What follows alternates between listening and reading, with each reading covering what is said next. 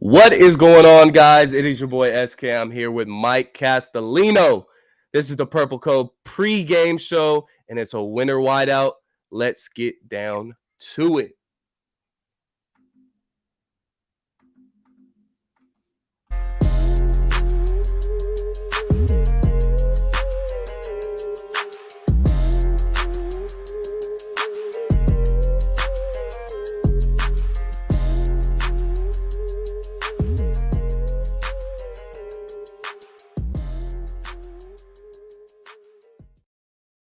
Man, I was over here struggling with my mouse, but but I'm here with my guy Mike Castellino. It's been a while since we got on here together to talk some Vikings football, but hey, we're here for the winter whiteout. How you feeling, Mike? Honestly, I'm doing quite good. I wasn't really a huge fan of the concept to start the week, and then because the Giants will probably be wearing their home jerseys, which is quite strange for a road game. But as the weeks progressed, the Vikings changed the field. I think the white will be home, be right at home today. I don't think it's a big deal. I was a little bit worried about it because me, SK, I'm a little bit superstitious, but I'm feeling okay about it now. Yeah, no, and it looks great too. It looks great. The end zones are white. They painted the Norseman, the logo white and purple. So I like it. It's different. Like usually, one thing that I didn't like about this franchise for the past, you can say 20 years, we never did anything like different or out of the ordinary or something to get the fans excited for the game outside of, the team. So I actually like this. It gets the fans involved. And if we can actually pull it off, you can look back at, Penn State college games. When they pull off the whiteout, it's nuts. It's awesome. Like it is awesome. So if our fans can actually pull it off and 80 to 90% of the fan base wear white, then I would love to do this as like a yearly thing. Why not? Why not? I guess so. I mean, it wouldn't shock me, SK, if this is a real success today, that they consider doing this for the playoffs, kind of a hockey-like thing where in the playoffs get your team going. But we'll see. Anything that keeps you away from that Monday night playoff game for obvious reasons. Not going to get into further detail on that, but at the end of the day, I'm excited for the white. I think it's really cool. I like the concept now. We'll cross that bridge when we get there, right? Yeah. we are officially hosting a playoff game. That's why I said it. So yeah. So let's get down to this game. Obviously, the New York Giants coming into town. Again, we're wearing all white. For the first time in history, the Vikings will be wearing all white at home. So that's something new again. But these Giants are tough, man. They come in at 8-5-1, just coming off a win against the Washington Commanders, which we all know isn't an easy out. That's always a tough game. So they're coming in off a win, and they're looking to kind of solidify their playoff chances. If they win today, it doesn't necessarily lock them into the playoffs, but their percentage of their chances of making the playoffs go up drastically. So they come in, they're playing for something. This isn't the same old Giants. They got a whole lot better leadership with Brian Daboll. What are you expecting from the Giants in this game? Like, are we expecting them to come out and punch us in the mouth, kind of like what the Colts did last week? Yeah, I mean, no, because the Vikings did so many dumb things. Like I want to credit the Colts for the first half that they had, but at the end of the day, we did a lot of dumb things in that game to make that game the score that it was after the first half. But back into the Giants here, they're well coached. So I don't expect a ton of mistakes from them. Brian Daboll is a very brilliant mind. So, he's avoided, keeping Daniel Jones from fumbling issues that he's had in the past. He hasn't thrown a ton of INTs. But let's be real with the Giants. They are a run-first defensive reliant team. If you force them to pass, they're going to be in big trouble. And it's not because Daniel Jones is necessarily a bad quarterback. They have next to no weapons. I mean, they might be the biggest, difference from their weapons to their record in the entire league. Yeah. I mean, their offense, if Saquon is not going that day, they're finished. It's that simple as that. Yeah, and the thing that's kind of weird to me is that the national media kind of looks at the Giants and the Vikings almost in the same light. to where they don't really understand why their record's so good. Us, we're 11-3. Giants, 8-5-1. Mhm. So they're looking at both of these teams saying, they're not going to get far in the playoffs. They're not as good as their record entails. So they kind of fit us both in that same category to where both teams are coming into this game and should at least feel disrespected, especially the Giants. And I mean, especially us, but Giants coming off a big win against the Washington Commanders, pretty much giving them the tiebreaker over that team. Yes. So, I mean, if I'm a Giants fan or if I'm a Giants player and I'm hearing, I mean, what you just said, not saying that you're wrong, Mike, but saying, oh, well, I don't, it's kind of weird for them to be this good or to have this record with the amount of weapons that they have with Daniel Jones at the quarterback position. It's kind of, you don't get it almost, but they're kind of like us in a way of finding a way to win. Yes. The stats may not add up. The turnover margin may not add up, but they find a way to win these games. And that goes directly to leadership. That goes directly to Brian Daboll. So this is one of those teams to where you obviously can't take lightly. You can't take any team lightly in the NFL. Yeah, but correct. This team is very, very similar as far as mentality and leadership as the Vikings are. So I'm looking at this game as we're coming in and we're almost looking in the mirror as far as how we play and how we get things done. So it's going to be tough, man. It's going to be tough. Let's get to your comments. Go ahead, Mike. No, I was just going to say, I think the Giants and the Vikings getting compared 1-for-1 has a lot to do with number 8. Mm-hmm. Fair or not fair, Kirk Cousins, we could talk about. The Vikings could be 15-1. And the people still say that it's lucky and that it's not deserved. And look, do I think the Vikings necessarily are an 11-3 team? Maybe not, but they're still a team far above 500, regardless, and they've deserved that. Mm-hmm. So I'm really excited for this game. I think this is a moment though for the Vikings to get the game they're due, which is not a single-digit win, if you know what I'm saying. SK, we're due to hold a team off and actually play 3.5 quarters of football. Come on now. We say this every week though, Mike. Yeah, but the Giants don't score points, right? They don't. They're one of the lowest scoring teams in the league. They scored 20 points against Washington last week, and Washington does not have a good offense. They were punting a lot in that game, and New York still could not consistently sustain offense. And I don't think our front seven is anywhere close to Washington's. I'll say that right now. I think Washington has one of the top 5 front sevens in the entire league. I mean, they have so many first-round picks there. Jonathan Allen, Chase Young. Yeah, and then they have so many talented guys. Just top to bottom, they're stacked everywhere with all those first-rounders. But yeah, I think the Vikings can limit this Giants offense. I really do believe this is the week where the defense is – we're going to do it. We're going to prove a lot of people wrong. We're going to quiet a team. We're going to limit them under 300 yards, and we're finally going to look like a defense that is closer to what I thought they could be, which is a top 18 unit. Yeah. I never thought they'd be a top 15 unit like others, but I think they're better than this too. They got to get going here. And that second half, I think, is a momentum that they could take because they only allowed 3 points. That was easily their best half of football. They can use that as a springboard. We're in a good spot. Yeah, well, my biggest concern going into this game is it's not the Giants. It's not the other team. It's us. Yeah. And if you look at all the emotional wins that we've had, going back to the Buffalo game, you can go back to the Minneapolis Miracle. I hate just going way back to 2017 and bringing that up. Even the Green Bay win week 1. Even the Green Bay win week 1. Coming off an emotional win, a big win to where, you come off, you're patting yourself on the back. All people have been talking about this week is about the Vikings is the greatest comeback of all time against the Colts. Mm-hmm. Once it got to about Wednesday morning, I was over it. I was so over it. I said, can we just move on and get to the Giants game, please? I disagree. I mean, no, I get it because what you said, that momentum, something like that can swing an entire season. And it's not like we needed this season to be swung all the way around. We were an 11-3 football team.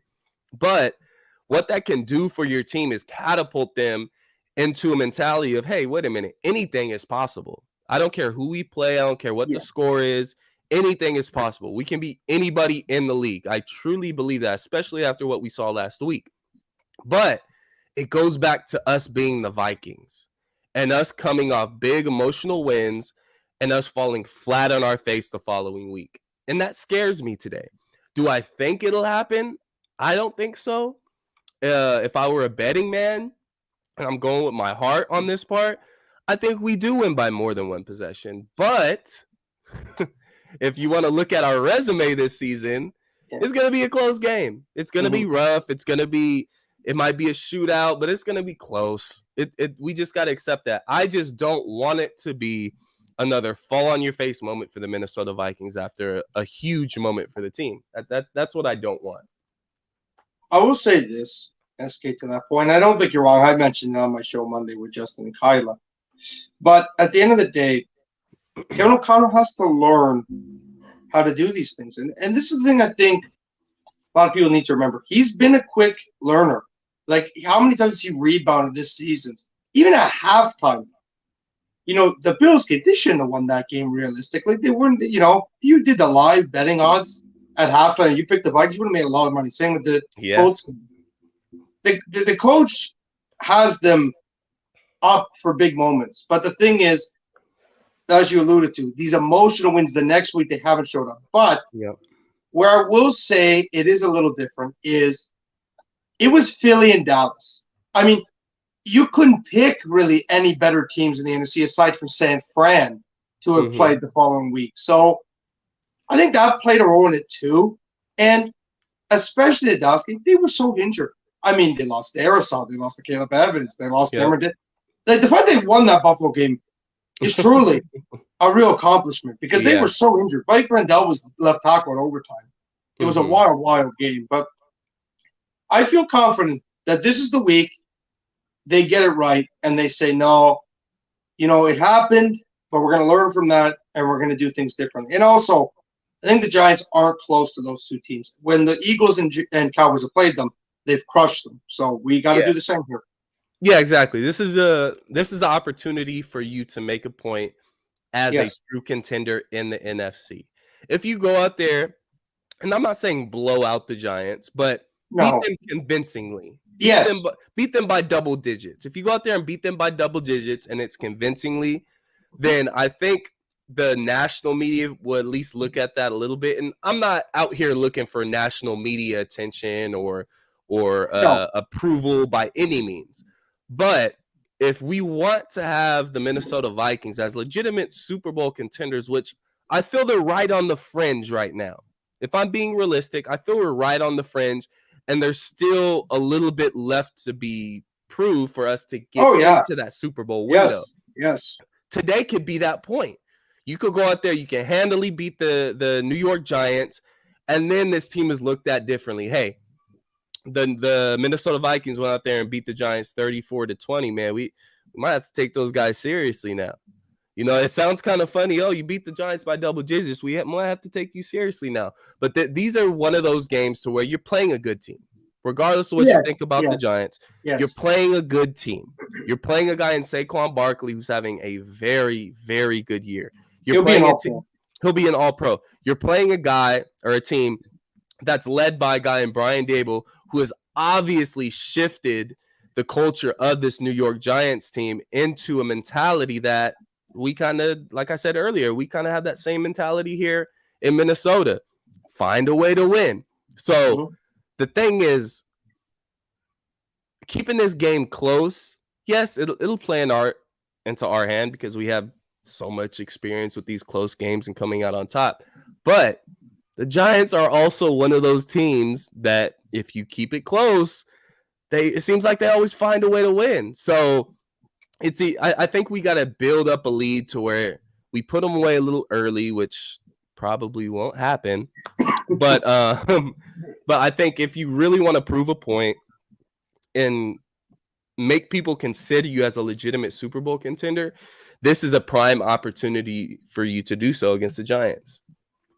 I absolutely agree with all that. I mean, at the end of the day, the Giants have some serious weaknesses that we got to explore. They're Yeah. like bottom 5 in run defense. Take advantage of that. We talked about that against the Lions a couple weeks ago. We did not take advantage of that. We got run blitzed like crazy. We had no idea how to adapt through it. They got to find a way to run the football more consistently. But because at the end of the day, yes, these Kirk Cousins 400-yard games are Joe Spinoza's dream here, and he's playing so well. But I don't really care for that. I want to win. Yes. So this is not. You can't consistently do that. You can't. Anyone, for that matter, Patrick Mahomes, Josh Allen. If you're throwing for 400 yards every game, you're in trouble. If that's the goal, not good. Not good. You cannot sustain doing that. Not at all. They got to get Dalvin Cook going a little bit more. It's similar to last week, where they got him going, and look what happened. They ended up coming back and winning, and Dalvin was a massive part of it. So yeah, I feel good in our chances to take advantage of this Giants team. Like I said, if we can make them one-dimensional by containing the ring, you will not stop Saquon Barkley. It ain't happening. We're not limiting him to 50 yards. It's not going to happen. He'll get 70 to 90 yards at worst. So keep him around that range. We're okay. That's the key. But you can't let Daniel Jones have a good game on top of Saquon having his good game too. Exactly. Yeah. Can't have that happen. And the thing is us as Vikings fans, we know for some odd reason, whether it's 4-3, whether it's a 3-4 defense, we struggle with mobile quarterbacks. And Daniel Jones is a mobile quarterback. They have designed runs for Daniel Jones. They do. Yep. He will run up and down the field on you if you give him the opportunity. So our defense has got to be on it. And if we're being honest, just touching back on that Colts game, our defense played really well. Really well. Yeah. You know, things just kind of escalated and snowballed in that first half. They blitzed more, too. I think they blitzed 47% of the time in that second half. And it showed. It blitz. I've been saying this for weeks now. If we're going to give up 400 yards a game, why not have fun and blitz anyways? At least put some pressure on the quarterback. But it worked. Right? They didn't get 400 yards. It worked. Yeah. And it worked. So why not do it more? What do you have to lose? You're already giving up 400 plus yards a game. Hell, let's go out there, have fun, and hit some people. So I think we'll see, just like what Tui for the Hope says, can we prevent Jones from looking like a Hall of Famer and blitzing more? We'll be seeing some more blitzes today. I'm sure we'll be seeing some more blitzes. I will say this. They've got to contain their rush lanes. Because if they don't, and they go over aggressive, out he goes, and bye-bye for at least 15, 20 yards. That's where you got to be careful with Daniel Jones. Matt Ryan is a statue.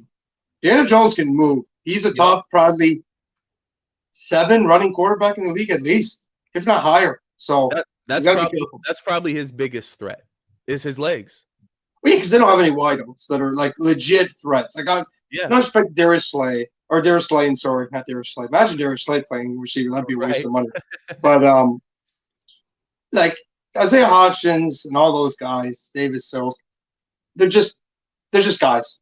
At the end of the day, Pat P should be stopping those guys. He's been stopping everyone this season. There's no reason why it's not Peterson Paradise today, and he just completely shuts down whoever he's going against. Yeah. No, I agree there. Let's get to some of these comments. Josh Pyramid, what's up, guys, here at the stadium? What's up, Josh? My guy Josh said he's going to get me a scarf, so I'm going to hold you to it, Josh. Give me that scarf today. Our guy Sam says Vikings are -4 on betting app. I like that. So you're taking Vikings and the points, Sam? Vikings and the points. Okay, I like that. What's up, Dave, over there at Minnesota Sports Talk? If you don't already, go hit that subscribe button for Dave. He runs an awesome channel here on YouTube. Sam again says, let's get Madison going a little before playoffs. Agreed. I think we'll see a little bit more Madison these coming weeks just because we're trying to conserve Dalvin for these playoffs. So I wouldn't be surprised. He also says Bynum is getting a pick 6 today. Okay. Pick 6 Bynum. Do you buy it? No. I'll be honest with Cameron Bynum. I think this is probably his last year as a starter on this team. Ooh. Lewis Cine is going to be a really, really, really hungry player next season. I guarantee it. Because he barely got to play, and then he gets that horrible, sad injury on a special teams play, like such a bad, unlucky fluke injury. Mm-hmm. He's going to be a man possessed next offseason. I think he's going to go off. And I think that's good for the Vikings because we need him long term. No respect to Bynum. He's a nice player. I don't think he's anything more than just a solid, average starter. Is this a contract year for him? I think it is. No, but I don't think it is. I think he's got one more year. I think maybe 2, right? Because last year he was a rookie, no? Yeah. I want to say he was a rookie last year. Right. So he's got 2 more years left. So right. I think he could be a nice, solid depth piece long term. And that's a good thing. You don't want to be – I'm sorry, no respect to Biden. Really nice character guy. It's a movie, right? He brings the Filipino flag out, I believe it is, after every win. I love it. But let's not be crazy here. Lewis Cine is a dog. No pun intended because he played for the Bulldogs. When we get him back long term, he's going to be special for those couple years. I really believe he's going to be a really good player. So I'm not panicking about the draft class. Yeah, and we're seeing Brian Asamoah's playing more. Then we're going to be okay long term. Yeah, we have after this year, we'll have Bynum under contract for 2 more years. 2 more years after this season. So, but to be honest, we'll be seeing a lot of 3 safety sets. Yes. So yeah. It's not like Bynum won't get on the field, but I mean, who knows? He might start the season next year. But we'll worry about that next year. We'll see. That's a big year. But I like Cam Bynum. Too Evil to Hope says, going a little bit, do you guys have big money on the Vikings? I don't have any money on the Vikings. Sorry. I don't like putting money on the Vikings. It's just too emotional for me. And if we lose, I'm mad that we lost. And if I lose money on top of that, it's a double whammy. So I stay away from betting on my teams. What about you, Mike? Put it to you this way. I don't even like having fantasy players from the Vikings most of the time because it stresses me out enough. Yeah. I try to avoid that type of stuff. I really do. So yeah. So I like to do a segment before the games of how we win and how we lose. So we'll start off with how we lose this game. And I think it's pretty simple, pretty self-explanatory. We all know we have the better team, the better talented team as far as talent-wise. I think the Vikings easily take the cake on that. I'll go coaching-wise. Obviously, I'll go with us. But it all comes down to discipline. Who's going to accumulate the most penalties? We've been very good at that this year. But it comes down to the turnover battle. We don't turn the ball over very often, and the Giants don't turn the ball over very often. So I think it's really going to come down to who is going to make the most mistakes. And it may just be a couple. It may just be 1 or 2. But it's going to come down to mistakes. How we lose this game is obviously turning the ball over, giving them opportunities to have long, sustained drives. This is a team, like we said earlier, Daniel Jones isn't going to cut you up for 250, 300 points. He shouldn't. He shouldn't.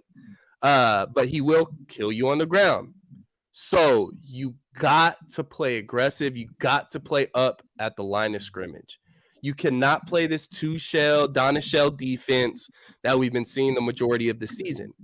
You got to bring people up on the line. I want to see some cover 3. Can we see some cover 3? We know they're going to run the ball. Come up. Do not let Saquon get off on you because we know once that run game gets going for the Giants, then the play action gets going and Daniel Jones starts to look good.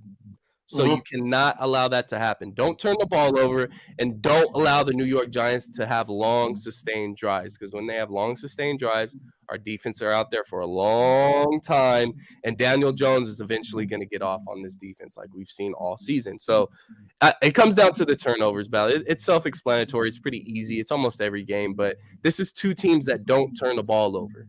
So if a turnover happens, that's going to be a big pivotal point in this game, and it could be the swing in this game of who wins and loses. How do you think we lose? Oh, yeah, if it happened, Kirk Cousins, if you go actually look it up, has not statistically been good against the Giants throughout his career. Does not have a good record against the Giants. Like you said, SK, avoid turnovers. It really is that simple, cut and dry. Don't do what you did in the first half against Indy. Everything from that, do not do anything you did against Indy in the first half. Nothing. Do everything you did in the second half, and we'll be just fine. We know it's simple. Like you said, don't make uncharacteristic mistakes, avoid penalties, and don't make any back-breaking turnovers. It really is that simple. The Giants do not pose a serious threat. And to your point about playing different coverages, I'd like to play just some tight press man coverage, the safety over the top, and say, screw it. We are not letting you beat us, Daniel Jones, with you running the ball with Saquon. You're going to beat us passing it, because I don't like his chances if we do that. Yeah, no, I agree with you. One thing with these Giants, man, and I keep saying this, it's like a broken record. They find ways to win these games, and it's almost more of a mystery than people look at the Vikings. Like, how are the Vikings winning this game? But then you start looking at the town. Okay, well, they got Justin Jefferson, they got Dalvin Cook, they got Adam Thielen, who's towards the end of his career but still makes plays. They got a guy in KJ Osborne who's coming into his own. They got talent on the defensive side of the ball. Kirk Cousins, when he gets hot, is hot. But the Giants, they don't have any excuse of why they're well coached. Outside of that, being well coached, they got Saquon. Yes. They have a decent defense. Their defense has some nice players. Like Thibodeau's had a really good rookie year. Yeah, and a decent defense, but it's still somewhat of a mystery of how they come away and win these games. So it's going to come down to the smallest of errors that's going to swing this game either way. So let's move on to how we win this game. I'll let you start, Mike. How do the Vikings win this game against the Giants? Okay, I'll start with the defensive side of that. The new personnel coming in was a massive difference last week against the Colts. Brian Asamoah played by far the most snaps he played all season. He was really good. I've wanted to see him for weeks, so I'm glad they're playing him. A lot of people laughed at me and said it would make no difference. Well, he made a difference when he was out there. Yeah, he did. And straight up, Duke Shelley. Can he continue this great form? Because if he can, Cameron Dantzler, you're not getting your job back this season. You're not. Because, this is one thing I want to say, SK. Duke Shelley, you just talked about the nasty, who's the dog. That guy's it. He's him. Yes, that hit he laid on Michael Pittman on that 3rd and 5. Bynum never, ever makes that play. Or Dantzler. Yeah. Dantzler, Cameron Dantzler. I get confused with those two. Dantzler never makes that play. He relies too much on his tackling. When is he? And I like Dantzler a lot. He does not play with enough aggression as a corner. He very rarely gets interceptions. Very rarely gets pass breakups. It's a lot of times why he gets burnt because he's in position, but he never makes the big play as a corner. So that's one thing. And offensively, run the ball well. And look, I talked about Kirk not being statistically great against the Giants. So if we got to run it 300 yards, so be it. Get the W and let JJ eat. It's pretty simple. And I could see this being a very, very good TJ Hawkinson game as well. Yeah, I think he's due for a big game as far as yards go. I don't think we haven't gotten I think the first game was his career high as a Viking, right? 76 yards. If it had been the Detroit game, it was close between those two. Okay, yeah. So he hasn't really had a game where he's accumulated a bunch of yards. But how we win this game, I think it's simple. Like I said earlier, don't turn the ball over and don't allow Saquon Barkley to get off. If you look, Saquon's going to get his here and there, but don't allow him to crack off 6 yards of carry on you to where they just dictate what they do to you on the offensive side of the ball. So you got to somewhat contain Saquon Barkley and just keep him as a basic running back, normal running back. You're getting your 3-4 yards of carry. So be it. Just don't let him break those big long runs and open up this offense. So slow down that run. Get it. Don't turn the ball over. You win this game. I think it's simple as that. You're at home. You're gonna have the crazy winter whiteout. Fans are gonna go crazy. So I think it's gonna be all in the Minnesota Vikings' favor. It's all there for the taking. So don't turn the ball over. Stop the run. I think you win this game. So that brings us to our prediction. This is the fun part, Mike.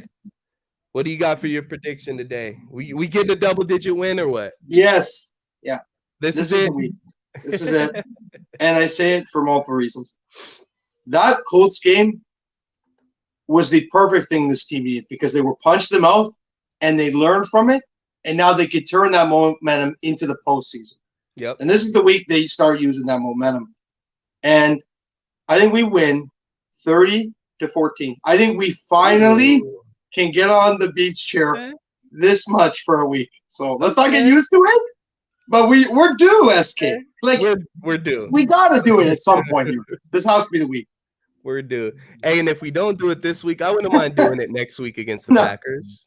Yeah, if you want to, if we did it twice against just the Packers. Yeah, if you just want to get the win today and then just wait for your blowout win next week, okay, that's fine with me. Go ahead and blow out the Packers and end their season for all. But we'll worry about that next week. But yeah. As far as play, do you have any bold predictions or player predictions? Oh boy, that's a good question. How about bold prediction? Rieger redemption. Rieger gets a touchdown today. Because KOC, this is one thing I like about him, is he does not give up on his guys. Yeah, he will give you a second chance, and I could see it because they've used CJ Ham and all these interesting little plays at the goal line recently. Bring back the little sweep play, wide receiver goes around, runs around, then the quarterback gives it to him, a little sweep play, jet sweep, and touchdown, Rieger. I could see it. So, but no more bombs to Rieger, right? Lord, no. Lord, no. No. For the rest of the season at the very least. No. 5 yards and in. Nothing past 5 yards. Yes, pretty much, yeah. Yeah. I could see that. So I have for my players, man, I'll give my score prediction at the end. I have Dalvin going for over 100 rushing yards today. I think it's been a few weeks since he's been over 100 yards, if I'm not mistaken. Yeah. So Giants aren't very good against the run at all. I think they've given up more than 200 yards rushing 4 or 5 games this year. Now, crazy thing about that, they've won 3 out of those 4 games when they have given up more than 200 rushing yards. Scare me. Which is weird, but I think Dalvin goes for over 100. JJ goes for over 100. Just normal JJ. Yeah. I think it's one of those games to where you don't realize JJ has over 100 yards and 10 receptions. It's just one of those slow kind of, you look up and JJ has 150 yards. I think it's one of those games. Yeah. I think Harrison Smith gets another interception on the season. And I think this is the key for this game. Brian Asamoah gets 10-plus tackles in this game. Yeah. I think he gets a significant amount of playing time, a significant amount of snaps, especially with Eric Kendricks coming in. Kendricks is playing, he's starting, he's coming in banged up. So I think he's Asamoah is going to get some of those reps. Yeah. But I think it's focused on this matchup.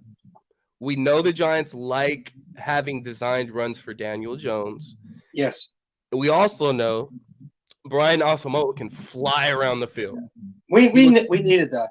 Like he will chase you from sideline to sideline. I think he plays a big part in stopping not only Saquon Barkley today, but also Daniel Jones. Blitz too. They got a run blitz. Run blitz. Vikings win 29-17. That's what I got. 29-17. So we do win by double digits. I have us winning by double digits. But I think it's going to be really tight in the first half. Just coming off that emotional win and people talking about it for the majority of the week, I think it's tight in the first half. Both teams come out hot, but I think eventually we pull away. Vikings win 29-17. I'll go with that. So Justin says, before we get out of here, Justin said, this is an old school Zimmer game.